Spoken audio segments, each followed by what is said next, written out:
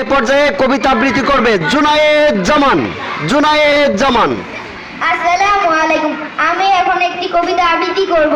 কবিতার নাম রক্তাক্ত জুলাই। লিখেছেন নৌশিন জাহান সিনথিয়া। জুলাই আমার চোখের পানি, জুলাই রক্তে লাল, রক্ষক রক্ষক হলো দিল পশুর চাল। সোনার দেশে ন্যায় সাম্যের দাম ফুরিয়ে যায়, সুবিধাবাদী পশুগুলো সব ফায়দা লুটাতে চায়। কোল খালি হয় কোনো মায়ের, তো আহাজারি কোনো বাবার, মনে হলো তাই বাংলায় উঠি ফিরে এলো আবার।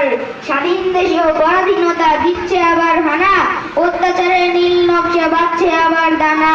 রাজপথ আজ রক্তে রাঙা অতীত দিনের মতো,